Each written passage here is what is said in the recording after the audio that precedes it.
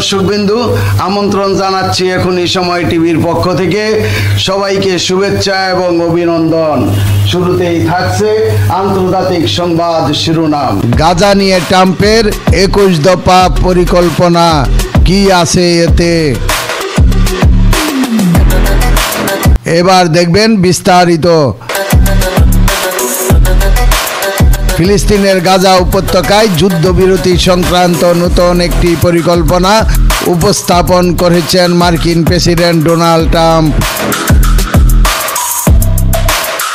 স্থানীয় সময় মঙ্গলবার 23 সেপ্টেম্বর নিউ ইয়র্কে আরব ও মুসলিম নেতাদের সঙ্গে বৈঠকে 21টি পয়েন্ট সম্মিলিত সেই পরিকল্পনাটি উপস্থাপন করা হয়েছে।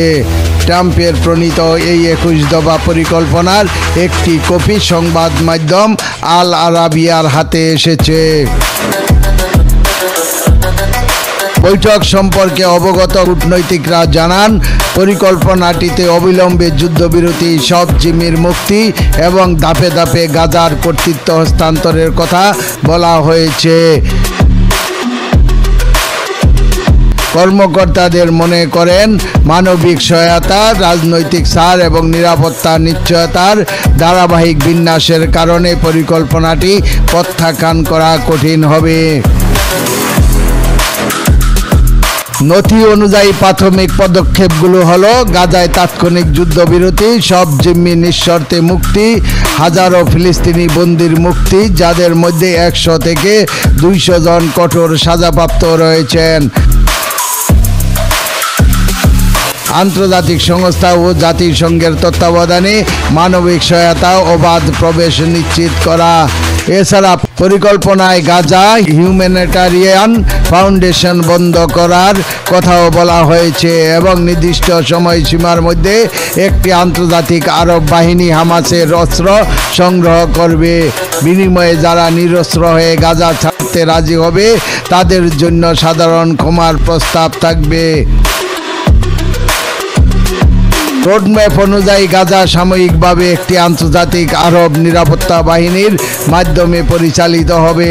ফিলিস্তিন কর্তৃপক্ষ পিএ অধীনে একটি কমিটি গঠিত হবে যারা দৈনন্দিন প্রশাসনিক কাজ দেখবে। সুনির্দিষ্ট সময় পর পূর্ণ নিয়ন্ত্রণ নেবে পিএ।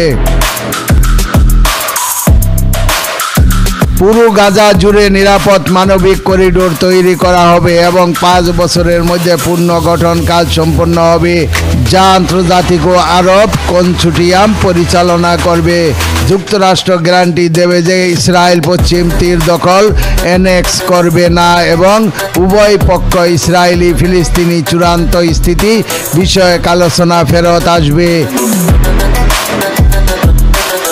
তবে পুরো পরিকল্পনার শর্ত হলো হামাসকে অবশ্যই অস্ত্র সমর্পণ করতে হবে এবং গাজা ত্যাগ করতে হবে। দর্শকবৃন্দ, আজকের প্রতিবেদন এই পর্যন্তই শেষ করছি। আমি মনসুর রহমান পাশা, এখনই সময় টিভি। আল্লাহ হাফেজ।